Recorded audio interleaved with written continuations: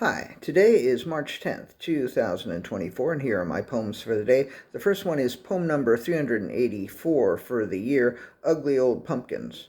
It's crazy enough that I still see Christmas shit in March, but yesterday I saw 3 pumpkins on a windowsill that I think might have been there since last Halloween. I hope I never look as ugly and as old and as pumpkin-like as those ugly old pumpkins, but that is by no means assured.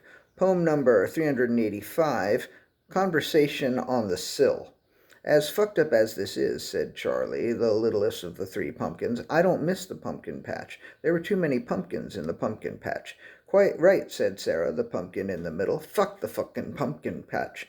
That's easy for you two to say, said Jack, the biggest pumpkin and the only one to have been carved. Look what they did to me. I am horribly disfigured. They carved a fucking face into me to make me look like one of them. If it's any consolation, said Sarah, you don't look like any of them at all. That did make Jack feel a little better, but not much. Poem number 386, Gourds.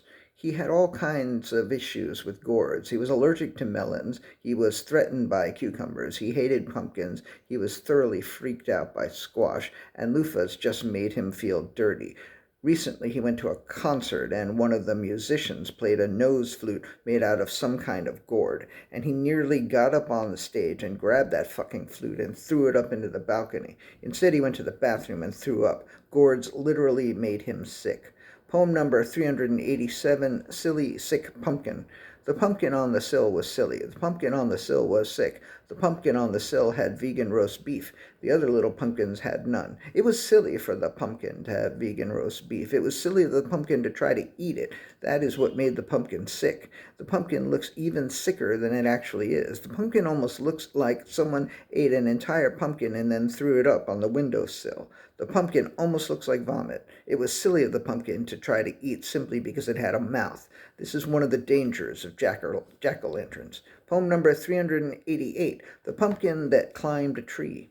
There was a pumpkin that somehow learned to walk, and then to hold things, and then to grip, and then to climb. One day it climbed a nearby tree and sat on a branch, waiting to be noticed. The pumpkin didn't notice that anyone had noticed it, so after about an hour and a half it climbed back down. But in fact, some people and several pumpkins had noticed the pumpkin. They just didn't want to say anything. They didn't want to give the pumpkin that climbed a tree the satisfaction of being noticed. The moral of this story is some people and some pumpkins can be real dicks. Poem number 389, The Pumpkin Who Would Be King.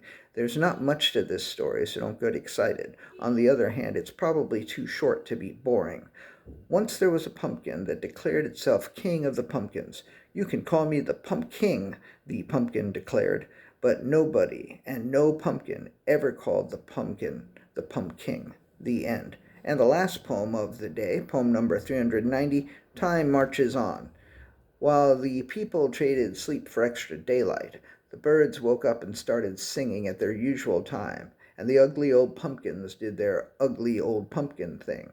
Time marches on. Sometimes it leaps an hour ahead, sometimes it falls an hour back. Dogs and cats and some people may wonder what's going on, but the confusion passes, and soon all of the people and all of the pets and all of the birds and all of the pumpkins are all in alignment once again.